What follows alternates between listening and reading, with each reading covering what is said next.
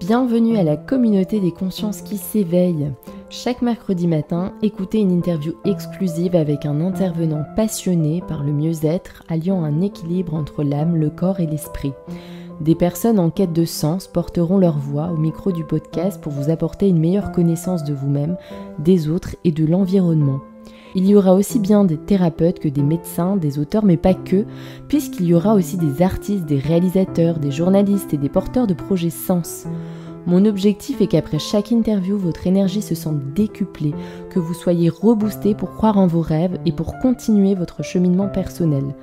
Je m'appelle Evelyne Danglo, je suis professeure de français langues étrangères, mais aussi passionnée par le fonctionnement de l'humain, un brin idéaliste et rêveuse. Je suis convaincue que nous sommes des êtres illimités et que nous pouvons transcender toutes nos croyances limitantes pour arriver à une meilleure version de nous-mêmes sur Terre. Pour soutenir ce projet Sens, vous pouvez vous abonner au podcast pour suivre tous les épisodes, vous abonner à la newsletter sur le lien Linktrambio via le compte Instagram ou Facebook, nous suivre sur les réseaux mais aussi faire un don ou commander un Zafou ou Bolster de la marque Consciousness, fabrication française et produits de grande qualité assurés. Très belle écoute, à bientôt. Bonjour aux consciences qui s'éveillent. Aujourd'hui, je suis ravie d'être aux côtés d'Alexandra Gabriel. Bonjour Alexandra. Bonjour Evelyne et bonjour aux consciences qui s'éveillent. Comment tu vas aujourd'hui? Eh bien super bien et toi? Comme un jeudi. Voilà, comme un jeudi. Merci de Alors, m'avoir invitée, ça me fait trop plaisir de te retrouver. merci à toi aussi d'être parmi nous aujourd'hui. Je voudrais te présenter, te représenter pour les auditeurs et les auditrices qui ne te connaissent pas ou qui n'ont pas entendu notre première interview au micro de l'éveil des consciences, justement à propos de ton ouvrage. Mais aujourd'hui, je voudrais te présenter, donc tu es numérologue, autrice et conférencière. Tu participes à de nombreuses conférences, tu interviens d'ailleurs très souvent dans les médias. Tu as aussi un compte Instagram, YouTube, tu es très présente aussi sur les réseaux sociaux et donc tu partages justement la science des nombres et aussi, tu nous partages des sujets autour de la spiritualité. Alors aujourd'hui, je voudrais, surtout mettre en lumière le sujet des mandats d'âmes célestes avec la numérologie. Alors je vais le montrer à la caméra, comme ça ce sera visible. Donc celui-là et puis on va également parler, mais plutôt en fin d'interview justement, de ton dernier ouvrage qui s'intitule «Mon journal de numérologie». D'ailleurs très joliment illustré avec des super belles images, illustrations de Marion Blanc, donc merci Marion, c'est bien Mmh. choisi et donc on va en parler à la fin, tu nous expliqueras en quoi ça consiste. Donc je voudrais, surtout revenir, dans un premier temps sur les mandats d'âme célestes. Alors pourquoi? Parce que je trouve que c'est un sujet, très intéressant. Je me suis particulièrement tournée cette année justement vers l'après-vie, ou justement notre incarnation terrestre et surtout j'ai été, moi-même de nombreuses fois confrontée à la perte d'êtres chers et ce Mmh. qui nous laisse souvent, seuls au justement avec tous nos questionnements et donc je trouvais que cet ouvrage était un réel outil qui permettait d'accompagner les personnes endeuillées et qui permettait aussi d'avoir des réponses à nos questions. Bien souvent, c'est un sujet qui est très tabou encore en France. On n'en parle pas beaucoup et on se retrouve très vite isolé. Donc merci pour ce sujet, pour avoir osé aussi l'aborder. Alors Alexandra, j'aurais souhaité savoir déjà, est-ce que tu peux nous parler du pourquoi de cet ouvrage? Qu'est-ce qui t'a justement amené à écrire ce livre? Alors effectivement, tu le dis très justement, c'est encore un sujet tabou qui fait peur. C'est un sujet, la mort, qui m'a fait peur pendant de nombreuses années jusqu'à ce que je me rende compte qu'il y avait effectivement une vie après la mort. Et comme tu l'as dit aussi si justement, suite à un décès, il y a une succession de pourquoi. Pourquoi lui? Pourquoi maintenant? Pourquoi elle? Complètement. Pourquoi moi? Qu'est-ce que j'ai fait? Pourquoi je suis victime d'un tel deuil? Et en règle générale, ce dont on ne se rend pas compte, et ça je l'ai compris aussi à travers mon travail de numérologue et plein d'autres petites choses, mais je me suis rendu compte que notre âme choisissait le moment propice pour s'incarner, mais aussi pour se désincarner. Si notre date de naissance est capable de répondre à ce qu'on est venu faire sur Terre, comment, pourquoi et dans quelle mesure, nos dates de décès a elle aussi forcément des trésors à nous révéler et répond à des questions symboliques. Et j'ai souvent fait des conférences un peu ci et là, et je me suis souvent rendu compte qu'il y avait des gens qui étaient énormément frustrés quand il y avait des conférences de médiumnité en salle et qu'ils n'arrivaient pas à avoir un message de la part de leur défunt. Ouais. Ils restaient un peu en carafe avec une frustration. Et je me suis dit, mais pourquoi ne pas faire un livre pour justement permettre à ces gens-là d'avoir des réponses, même s'ils n'ont pas un message en salle. Et ensuite, au fur et à mesure, au moment où je l'ai écrit, au fil de l'écriture, je me suis rendu compte que ça devenait aussi un outil thérapeutique pour le deuil. Donc, il y a des enseignements dedans, mais il y a aussi le décryptage des nombres célestes de nos défunts. Donc, il y a des éléments sur la date d'obsèques. Il y a des éléments aussi sur la date, justement, de retour céleste. Qu'est-ce que ça vient nous raconter? Puisque chaque date n'est pas anodine. Chaque chiffre aussi qui compose cette date a sa résonance. Et au fur et à mesure, je me suis dit, mais à partir du moment où tu as accès, toi, à toutes ces choses-là, tu dois en faire un livre et tu dois aider les gens aussi à découvrir leur propre cheminement. Et je me suis rendu compte que j'avais envie aussi, à travers la confection de ce livre, que chacun ressente le plaisir, tu sais, de découvrir. C'est vrai que ce livre, c'était aussi pour moi une révélation parce que je me suis rendu compte que après la stupeur, le chagrin revient très vite. Tu sais, tu as la sidération, c'est les étapes classiques du deuil, mais tu as aussi le chagrin. Et dans cette immensité du chagrin, dans la vacuité du chagrin, en fait, tu as une cascade, une rafale de questions qui arrivent. Et c'est quasiment toujours les mêmes questions. Et puis à un moment donné, quand tu commences à sortir un peu la tête de l'eau, tu te poses d'autres questions. Mais du coup, s'il y a une vie après la mort, quand tu comprends qu'il y a une vie après la mort, qu'est-ce qu'il fait de l'autre côté? Quelles sont ses passions? Dans quoi il peut nous aider? Pourquoi c'est ça son centre d'intérêt? Il y a aussi le nombre de la perspective de réincarnation. Je me suis rendu compte qu'on pouvait découvrir quel était le futur chemin de vie de celui qui vient de partir. Enfin, C'était complètement fou. Et après, je me suis aussi rendu compte que finalement, dans le deuil, on est bien seul. On est souvent très seul. On est incompris. Mais la meilleure personne qui peut nous consoler, c'est celle qui est partie. Et à travers le nombre de la co-création, la synergie de la co-création, en fait, à travers tout un tas d'autres nombres, eh bien, j'ai réalisé que finalement, on pouvait recréer un lien spirituel, tout en restant, nous, bien incarnés et ancrés sur Terre avec ce qu'on a à faire. Et en continuant notre chemin, finalement, des fois, on honore encore plus le chemin de l'autre depuis l'autre monde. Et il y a en fait un tandem gagnant qui se forme. Et il y a des moments de notre vie, dans des activités particulières, dans des endroits précis de notre vie, de notre être, où on peut le retrouver. Et j'ai voulu mettre en lumière tout ça. Voilà pourquoi j'ai écrit ce livre. Waouh! Mais aussi ça m'évoque vraiment cette notion, tu sais, karmique, ce lien karmique avec, la personne qui est partie, puisque tu dis qu'il y a vraiment, ce lien qui se crée entre les 2 mondes et que c'est possible d'évoluer, en fait, respectivement, chacun de notre côté, mais ensemble à la fois. Exactement. Mais tu sais, Evelyne, je vais te dire quelque chose qui a été, une révélation pour moi. C'était pendant que je préparais une conférence, mais c'était juste, après le covid. C'était sur le karma. Donc je faisais une conférence à Toulouse sur le karma et je me souviens que c'était ma mère qui était venue m'aider ce jour-là. Elle me dit: «Mais ma chérie, toutes les âmes du monde se connaissent. Toutes. Donc toutes les relations sont karmiques». Puisque finalement, on dit des âmes, mais ça devrait être une appellation neutre et au singulier. C'est la même âme et nous, on est des morceaux de cette âme. Tu vois? Quand on dit «mon âme», en fait, c'est l'âme de tout le monde. On devrait plutôt dire «ma parcelle d'âme», «mon morceau d'âme», comme on a notre petit lopin de terre. Elle m'avait expliqué, elle me dit, «Tu vas voir, quand toi, tu vas retourner de l'autre côté, tu vas être connecté, à ceux que tu auras côtoyés sur terre, mais tu vas être connecté aussi, à celui qui est au fin fond du monde, dans sa petite, caravane, et que tu connais ni d'Ève ni d'Adam, enfin, que tu ne connaissais ni d'Ève ni d'Adam de ton vivant dans la chair et dans la matière». Et quand elle m'a dit ça, mais ça m'a paru tellement évident et j'ai rédigé sur mon compte Instagram, une petite, métaphore sur la tablette de chocolat.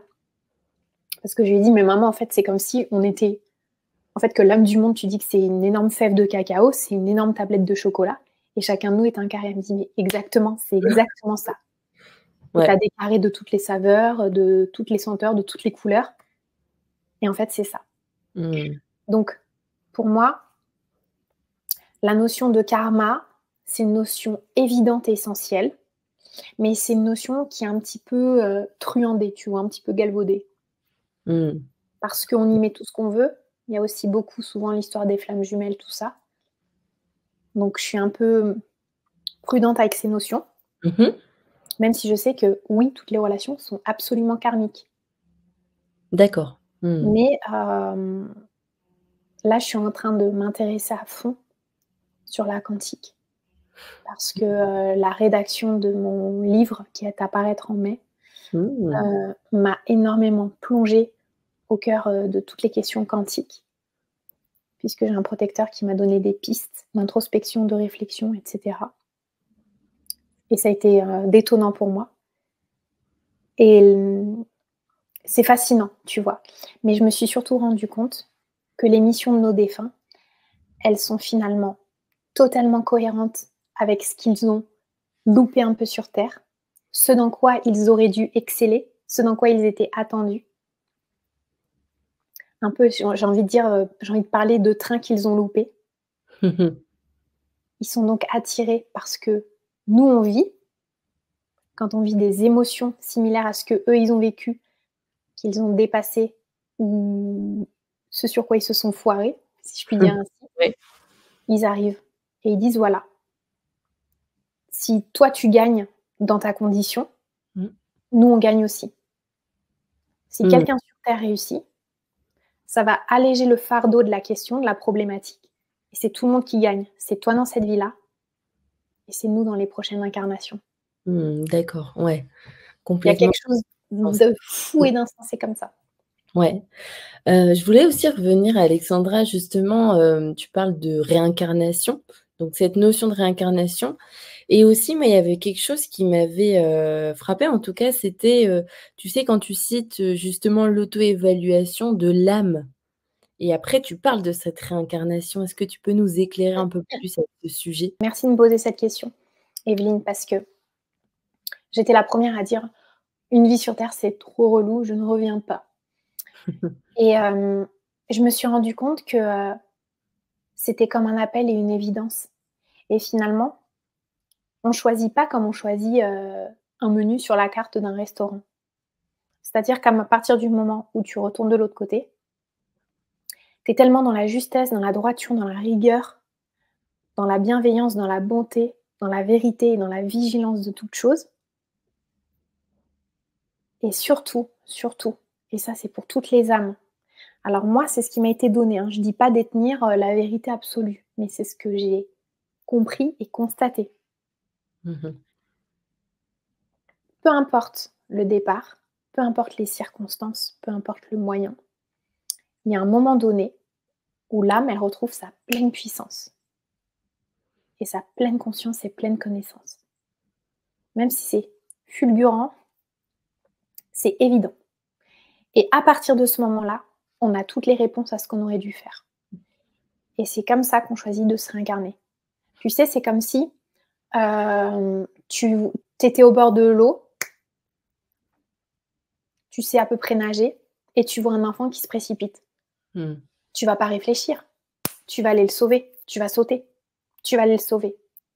Ben là, c'est pareil. Il y a tellement quelque chose d'important à faire pour reconquérir l'énergie de la Terre. Ça, c'est encore un autre débat, et ça fait partie de mes recherches quantiques, mais de tout ce que je suis en train d'étudier et d'essayer de comprendre. Puisque j'ai un de mes protecteurs qui m'a expliqué que finalement, la Terre était la poubelle de l'univers. D'accord. Que c'était la Terre qui activait la dualité et que c'était elle qu'il fallait reconquérir, quoi. Donc bref, partant de ce postulat, on se réincarne en grande partie aussi pour cette raison. Et donc, le choix d'incarnation de revenir faire un parcours sur Terre, c'est pas genre, est-ce que je choisis entre je vais en vacances à Biarritz ou à Toulouse? C'est pas comme ça. C'est un appel, c'est une évidence. J'ai des choses, j'ai ma lumière à apporter à ce monde. J'ai mon libre arbitre. Et la bienséance veut que je donne ma lumière. Si après je retombe dans la corruption de la terre qui active ma dualité et que je décide par mon libre arbitre de donner le moins bon de moi-même, ben, je crée une dette karmique vis-à-vis de moi, avant tout. Et déjà, rien que pour moi, j'aurais envie de réparer, de revenir. Enfin, c'est ce qui m'a été montré. Ce que j'ai Ouais. compris, c'est ce qui me semble en fait évident. Mmh. Ça a été Hyper un sacré boulot parce qu'avec ce protecteur, c'est vrai que il a mis une bonne paire de claques à ma spiritualité parce mmh qu'il m'a fait révisiter fondamentalement et puissamment toutes mes ouais, je sais pas si on peut parler de fausses croyances, mais en fait tout ce que j'avais compris de travers. Ouais. Mmh. Ouais. Donc finalement, il t'a bien aidé à évoluer justement, dans tes recherches. Ben oui, et puis je pense que sans lui, j'aurais peut-être pas pu écrire tout ça. Mmh. Mais après, à la force des nombres, tout est logique et cohérent aussi, tu vois? Oui, Il y a une ouais, forme de cohérence et d'évidence. complètement. Voilà. Mais mais d'ailleurs, je voulais aussi, je trouvais ça hyper intéressant parce que dans ton ouvrage, tu parles, tu sais, du nombre de reliances et moi, j'avais une question parce que en quoi le jour, tu sais, des obsèques, c'est un jour si important? Ça, tu vois, j'ai trouvé que c'était fort, quoi, le message, en tout cas, je l'ai fait, bien sûr, pour, les personnes, qui avaient quitté ce monde et j'ai trouvé que c'était très puissant comme message. Est-ce que tu peux nous en dire plus aussi à ce sujet? Alors, le nombre de reliances à ne pas confondre avec la date, de mission céleste, hein, ce sont 2 choses différentes. Le nombre de reliances, si tu veux, c'est l'énergie dans laquelle tu es invité à cultiver ta vibration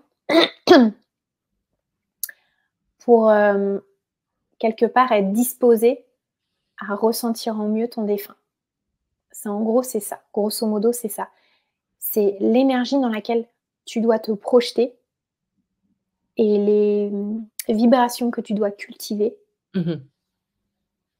quelque part pour l'appeler, le faire venir à toi. Si Oui. par contre, vous n'avez pas la date des obsèques, c'est pas grave, ne vous prenez pas le bourrichon, allez Mmh. directement à la date des mandats célestes. Mais cette énergie, elle est très importante. On pourrait presque l'associer à une énergie d'appel à la prière, à la méditation, que sais-je, peu importe. Mais c'est un peu l'énergie qui prépare Mmh. une Ouais. forme d'état de grâce, d'accueil, de recueil, tu vois? Mmh. Ouais, complètement. Mais je voulais aussi, en fait, dans ton livre, on peut comprendre le sens et le rôle de la personne qui décède, justement, mais aussi donc de la personne qui reste dans cette vie, de par les nombres et de par un calcul très simple à faire. Donc vraiment, j'invite toutes les personnes aussi à le faire parce que c'est faisable en quelques minutes, c'est très simple et j'ai trouvé que c'était dingue, en fait. Je suis tombée su au départ, si tu veux, sur, le numéro 4 et en fait, la description, correspondait, bah, totalement à l'état de mon papa. Quand justement, ça expliquait que c'était une grande fatigue émotionnelle, physique et surtout une grande délivrance. Quand j'ai lu ça, je me suis complètement, je sentis que mon corps vibrait et que c'était juste. Justement, est-ce que tu peux, nous partager peut-être, des anecdotes ou nous parler, de ce sujet? Oui, c'est le nombre, de l'année personnelle auquel tu fais référence. Mmh. C'est l'année dans laquelle on est et l'année dans laquelle le défunt est au moment du départ du décès. Et ce nombre-là, il donne, si tu veux, un sens à l'épreuve, Ouais. il donne une piste de réflexion à ton deuil Mmh. et il t'explique aussi dans quel état émotionnel la personne elle était et pourquoi à un moment donné, la mort peut être une délivrance ou la mort devait intervenir. Et je me suis dit que c'était important parce qu'il fallait que ça apaise. Alors, je vais te donner une anecdote que j'ai eue il y a pas très longtemps. Je l'ai eue en consultation là, il y a 2 semaines. J'ai eu un frère et une sœur qui ont perdu leur papa, d'accord? Mmh. Et c'était hyper dur parce que ce papa, est parti parce qu'il a craqué pour une autre femme. Il est vraiment tombé red dingue d'une autre femme Il a refait sa vie. Il a eu un autre enfant, il a une petite fille avec cette autre femme. Et si tu veux, ils se sont sentis abandonnés parce qu'ils étaient assez jeunes, ils avaient 11 et 13 ans et ils se sont dit: «Ben, voilà, il s'en va, il nous abandonne et il va aimer une autre femme et un autre enfant» et cetera. Il y a eu une coupure et ils ont eu besoin de le revoir des années plus tard. Et en fait, donc lui, le monsieur, quand il a retrouvé ses enfants, il était en année 6, l'année de la famille et tout. Il retrouve ses enfants, super heureux, tout se passe bien. Et 2 ans plus tard, en fait, il a eu un cancer, en fin d'année, foudroyant. Il est parti en 5 mois et il était en année 9. Et je leur ai dit: «Mais en fait, il avait terminé son travail sur terre, il avait terminé son cycle et surtout, il avait obtenu votre pardon, la réconciliation. Donc il était sur une fin de cycle. Donc en fait, c'était bon pour lui pour partir. C'était Waouh. le c'était le moment le plus opportun pour partir. Il pouvait pas partir, avant, après. Il fallait qu'il vous revoie, qu'il vous dise tout ce qu'il avait sur le cœur, que vous ayez encore du bon temps ensemble, que vous ayez 2 ans et demi Mmh. et ensuite, ben, c'était le moment pour lui de partir. Et en fait, quand je leur ai dit ça, Mmh. pour eux, ça a été évident aussi et ça a soulagé quelque chose parce qu'il y a eu beaucoup de: «Oh mais on devait faire ci, on devait faire ça, on devait faire» ils avaient prévu un voyage, au D'accord. Pérou, et ils se sont dit: «Ouais, mais on le fera jamais». Je dis: «Bah si, mais en fait, justement, faut le faire vous de votre côté, votre père, il sera à côté de vous». Mais lui, dans l'absolu, dans ce qu'il avait à vous donner, à partager et à transmettre sur terre, depuis la terre avec vous sur terre, c'était une fin de cycle. Mais maintenant, il œuvre dans l'au-delà. On regarde sa mission céleste et là, on se rend compte que ce monsieur, il a du 5 en mandat d'âme céleste. Et les 5, je dis toujours en rigolant, mais en même temps, c'est vrai, c'est les couteaux suisses de l'au-delà. Et les 2, ils m'ont dit: «C'est dingue, on s'est toujours dit qu'il serait là pour tout le monde et pour n'importe quel besoin et que c'était une évidence». Par exemple, ils avaient une tante qui était notaire qu'ils avaient perdue, des années auparavant et ils s'étaient dit: «Ouais, Tati, elle va nous aider à trouver notre maison et tout» et en Ouais. fait, à chaque fois qu'ils ont eu leur maison, ils savaient que c'était leur tante. Enfin, c'était trop mignon. Il y a eu quelque chose comme ça. Il dit: «Mais papa, mais c'est sûr, il peut tout faire. Il peut débrouiller toutes les situations» et tu Mmh. vois? Et c'est là où je me dis que c'est pertinent parce qu'il y en a pas un des 2 qui m'a dit: «Oh moi je pensais qu'il m'aimerait plus pour le travail» ou «Moi pour les amours» ou «Moi pour la vie de famille». Non, les 2, ils m'ont dit: «On sait qu'il va être c'est instinctif, on le savait qu'il allait être là partout à n'importe quel moment». Mmh. Donc tu vois? Ça redonne du sens, en fait, ça reconstruit les liens, parfois même plus forts Ouais. et ça permet finalement d'aller, droit au but, droit à l'essentiel. Mmh. Puis même finalement, je trouve que ça permet d'avoir une meilleure compréhension, donc vraiment des outils pour aussi nous permettre d'avancer, sur notre cheminement parce que bien souvent, enfin, on peut rester bloqué, quoi. On peut rester dans les regrets comme tu disais aussi, quand une personne part, nous quitte, ça peut être aussi accidentel, ça peut être, enfin, c'est des fois, c'est malheureusement très brutal et je pense qu'on a vraiment besoin de comprendre, finalement pourquoi, quelle était sa mission et il y a toujours, le moment est toujours, «bien placé» entre guillemets, hein, je mets des guillemets parce que à entendre, je sais pas si c'est toujours très agréable pour, ceux qui perdent un être cher aussi.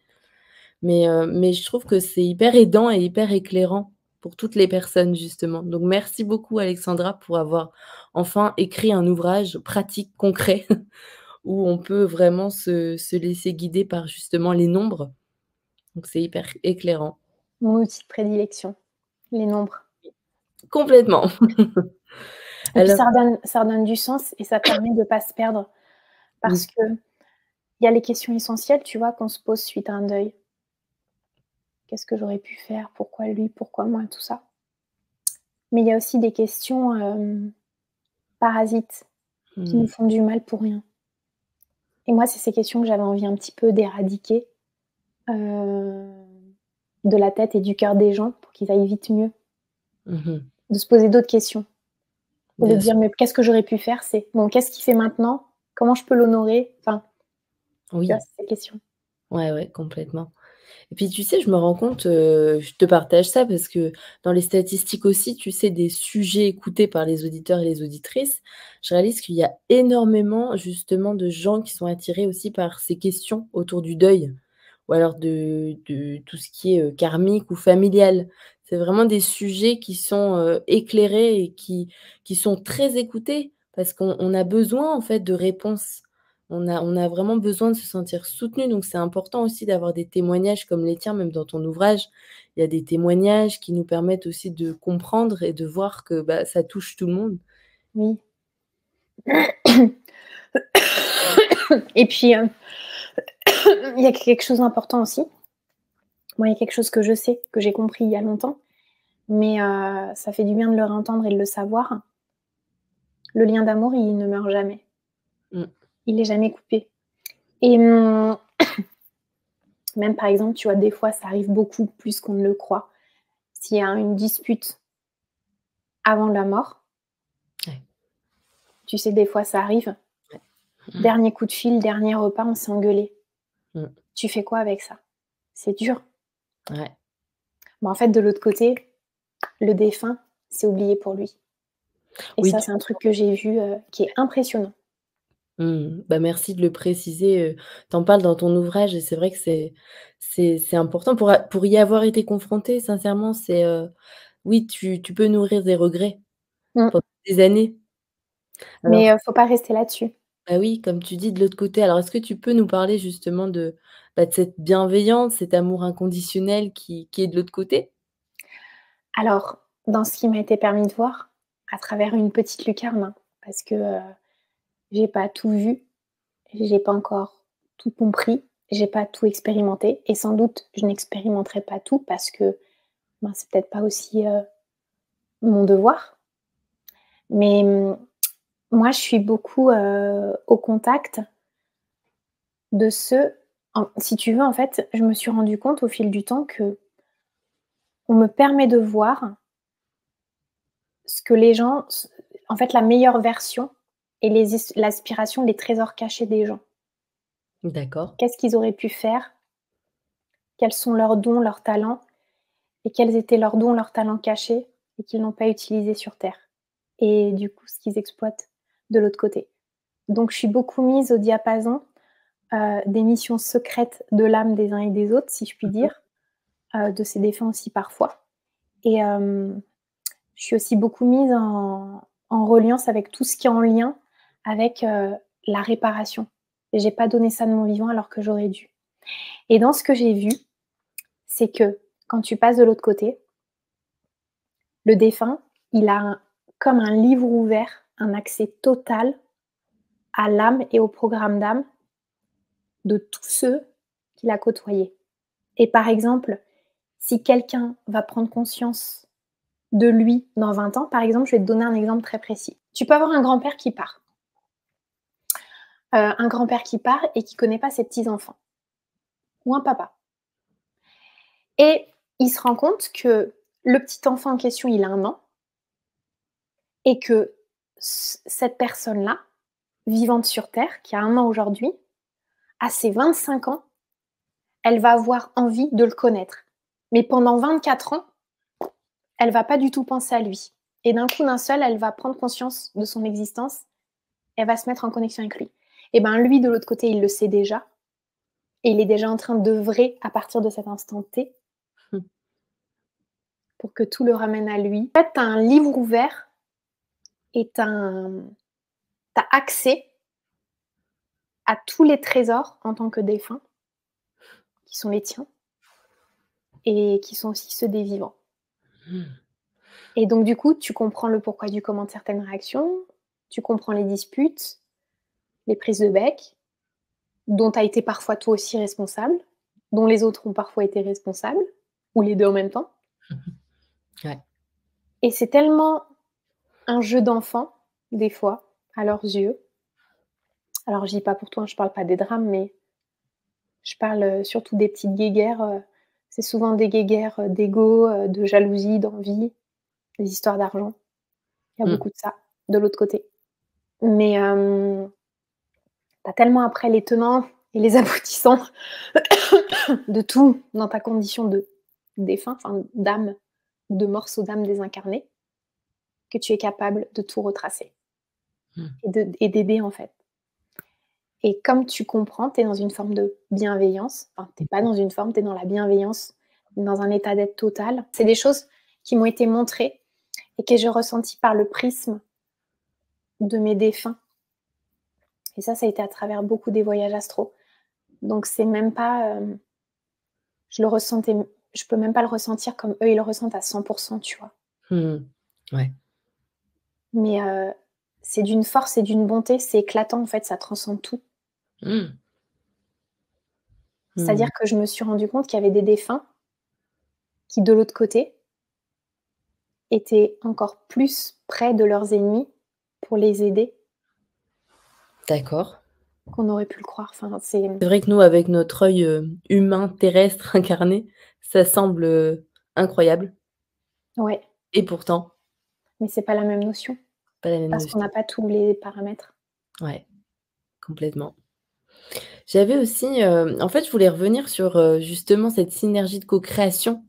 Mmh. Tu cites que le ciel et la terre collaborent depuis la nuit des temps, même si les tourments et autres alors attends, je sais plus, autres vicissitudes de notre quotidien nous font parfois oublier cette réalité. Alors justement, donc finalement, on peut œuvrer ensemble, c'est ce que tu disais aussi au début de cette interview, en évoluant chacun de notre côté. La fameuse, dynamique de si tu gagnes, je gagne, Oui. tu vois? C'est-à-dire qu'eux, ils ont un devoir depuis les cieux et nous, on a un devoir depuis la terre. Mmh. Mais quand chacun, tu sais, c'est un peu comme dans une usine, dans une ligne d'assemblage. Quand chacun fait la tâche à Ouais. laquelle il est destiné, ça peut Mmh. créer des miracles. Mmh. Mais tu Mais il sais faut pas vivre à travers eux, ouais, faut vivre avec eux. mais ça m'évoque, Alan, Kardec, qui justement, à la fin de sa vie aussi avait ces échanges avec, les défunts, l'autre monde et ce qui lui permettait en fait de faire, évoluer justement, tout son cheminement et toute sa réflexion sur, le monde invisible et le monde visible et justement cette co-création et c'est hyper, bah, ça fait référence, à ce qu'il a vécu. Oh, trop bien. Alors, moi, c'est drôle que tu me parles de lui, ça fait 4 fois que j'entends parler de lui aujourd'hui. Une de mes super amies, Amélie, qui est férue d'Alan Kardec, qui connaît tout en long, en large, en travers. Et c'est drôle parce qu'en plus, je suis retombée avant-hier soir sur, une interview qu'on avait fait toutes les 2, où, elle m'avait dit, «Vas-y, on va faire un jeu. Je vais prendre le livre, des esprits d'Alan Kardec. Je vais te poser des questions et on va voir ce que toi tu dis 153 ans plus tard». Excellent. C'est drôle, je savais pas qu'il parlait de la co-création aussi comme ça.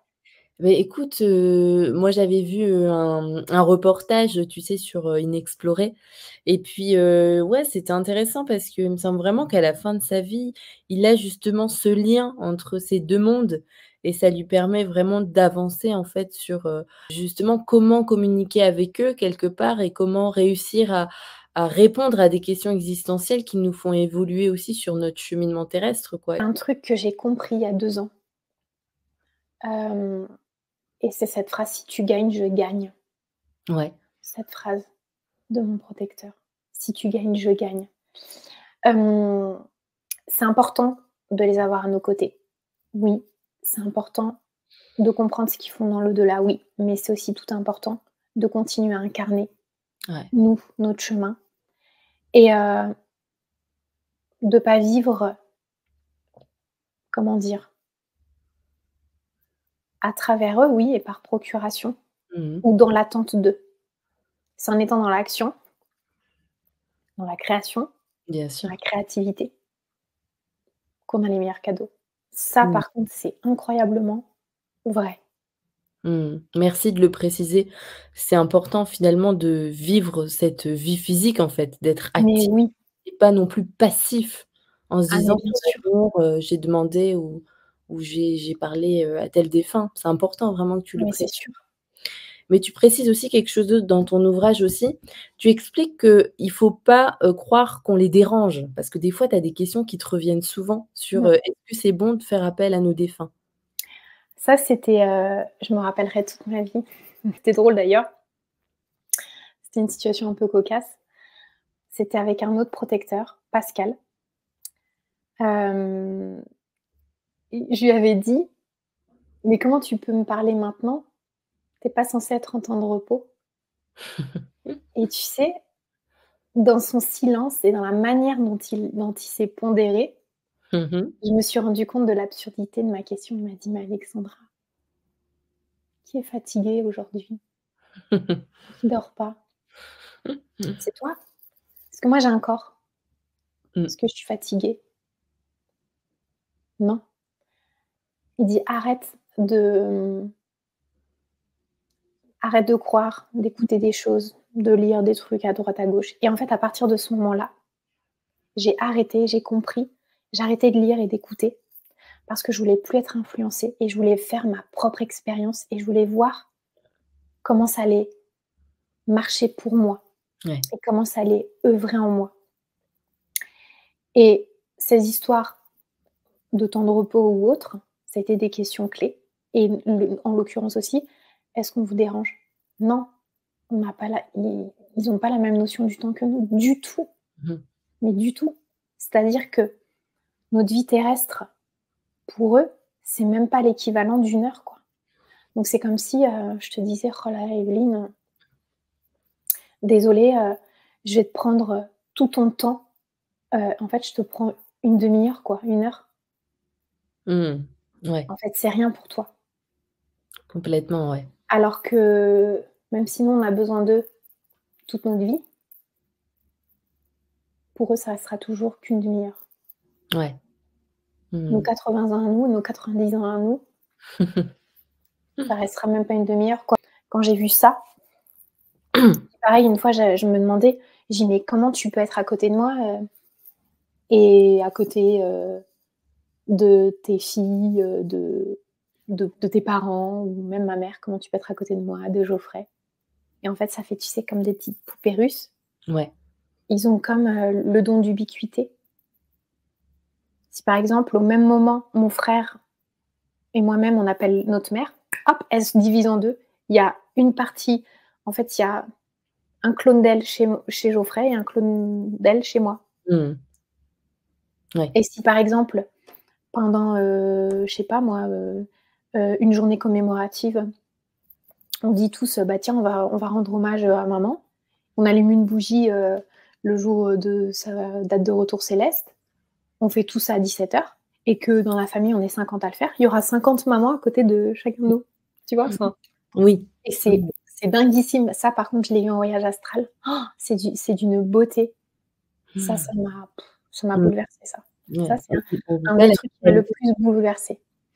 Et Ouais. d'ailleurs, ça m'a rappelé un souvenir d'enfance. Tu sais, Evelyne, quand j'étais petite, ma grand-mère, elle avait les vieilles armoires là, les grandes commodes d'ailleurs que j'ai revues chez mon oncle il y a pas longtemps. D'ailleurs, c'est drôle, c'était la veille de l'anniversaire céleste de ma mère, le 16 décembre.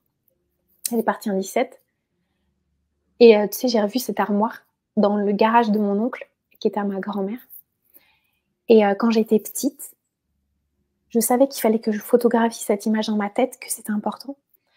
Quand j'ouvrais les portes de placard sur lesquelles il y avait des vitres, Mmh tu sais, je mh. voyais plein de moi à l'infini. Tu sais, Oui. j'ouvrais les 2 battants, de gauche et de droite et je me regardais et je voyais plein de moi à l'infini et ça me faisait rire. Je fais: «Mamie, mamie, regarde, Mmh. il y a plein de moi». Elle dit: «Ah Mmh. oui, c'est drôle, ton grand-père, il aime faire ça aussi», et tu vois? Et il m'a remis cette image, dans le voyage astral, mon protecteur. C'était dingue ça. Mmh. Justement, Alexandra, je voulais revenir, alors je t'en avais parlé un petit peu en off, mais je voudrais qu'on termine en fait, par rapport à cet ouvrage. En fait, tu parles justement de la vie intra-utérine, hein, décryptée Mmh. par la numérologie. Alors je trouve ça fantastique, comme je te disais, je suis en plein dedans, donc c'est sûr que ça me touche et peut-être que ça touchera aussi, des auditrices. Qu'est-ce que les nombres justement ont à nous dire par rapport à ce monde intra-utérin? Alors, puisque le nombre, traduit à chaque fois le langage de l'univers, il y a pas de raison que dans la vie intra-utérine, le la vie intra-utérine, en fait, ça met en évidence les étapes de préincarnation de l'âme dans la matière. Donc ces étapes, elles sont fascinantes et elles sont cruciales parce qu'elles parlent aussi d'un cheminement émotionnel. Déjà que le petit morceau d'âme commence à entamer, Complètement. de ce que ça peut créer aussi chez la maman, chez le papa et chez les gens qui vont l'accueillir. Et c'est important puisque c'est Pythagore qui disait que tout s'explique par le nombre. Ça donne aussi un sens. Par exemple, je pense pour des rituels de grossesse, préparation de grossesse, de comprendre ce que l'âme fait et en est où à telle ou telle étape, je pense que ça peut. Alors moi, je ne peux pas parler de maternité. Je n'ai pas eu la chance d'avoir d'enfants dans cette vie-là. Mais j'imagine que ça peut largement aider la maman à préparer l'accouchement. Mmh. Et je m'attendais pas du tout à parler d'un tel sujet. Ouais, Parce mais que c'est c'est pas du tout un sujet, où je peux prétendre dire quoi que ce soit, vu mmh que je connais pas la maternité et que je la connaîtrai pas dans cette vie-là, tu vois? et tu l'as certainement connu dans d'autres vies. Et d'ailleurs, peut-être pour Sûrement, ça que tu en parles et que c'est amené à se présenter sur ton chemin. Peut-être, qui sait? qui sait? Ouais, super. Donc ouais, c'est tout a un sens, c'est fou. Merci beaucoup Alexandra justement pour, toutes ces explications et ton partage. Je voulais aussi revenir sur mon journal de numérologie. Alors je le remonte à la caméra. Je voulais, Oui, te poser la question, alors pourquoi est-ce que justement tu as créé cet ouvrage? Est-ce que tu peux nous en dire quelques mots? alors je l'ai créé, en reliance avec le premier ouvrage que j'avais écrit, Mon chemin d'âme sur terre avec la numérologie, qui est un outil, un manuel pratique pour monter son thème soi-même. Et j'avais envie, de créer un outil pour que les gens se mettent au contact des nombres et puissent justement se confier aux nombres dans leur vie de tous les jours, dans leur cheminement personnel. Et du coup, c'est un journal à compléter et chaque mois correspond à la vibration d'un nombre et chaque nombre fait travailler une vertu, une énergie particulière. Donc c'est un journal qu'on peut acquérir tout au long de l'année Ouais. et qui va venir axer et et orienter le travail sur quelque chose, sur des Mmh. points, sur des questions à se poser. Et c'était aussi pour mettre encore plus en pratique et intégrer la valeur de chaque nombre pour que les nombres viennent parler et vivre à l'intérieur de celui, Mmh. qui leur fait confiance, qui décide de leur faire confiance. Mmh. Ouais. D'ailleurs, c'est ce que tu dis, c'est un vrai journal de bord parce que, Mmh. justement, tu poses des questions justes, hein. C'est ce que je te disais aussi qui permettent, déjà de se questionner sur soi-même, d'être authentique, face aux questions que tu nous poses et donc c'est un réel compagnon de bord et d'approfondissement de nous-mêmes et en plus de ça, on peut l'utiliser, tous les mois puisque c'est sur 12 mois tout au long de l'année. Mmh. Donc, tu vois, là, je suis au mois de février donc à chaque mois, son petit message et c'est intéressant d'avoir ce moment pour soi. Donc je pense que Ouais. c'est un outil hyper intéressant aussi pour les personnes et un bon compagnon. Donc merci pour ça en tout cas Alexandra. Et ben, avec grand plaisir, Evelyne, merci à toi. Est-ce que tu voudrais rajouter quelque chose aux consciences qui s'éveillent? Ce que tu veux. Écoutez, je vous souhaite, de découvrir les nombres de votre vie et qu'ils deviennent vos alliés, même si, ils le sont déjà, mais en tout cas que vous en preniez conscience.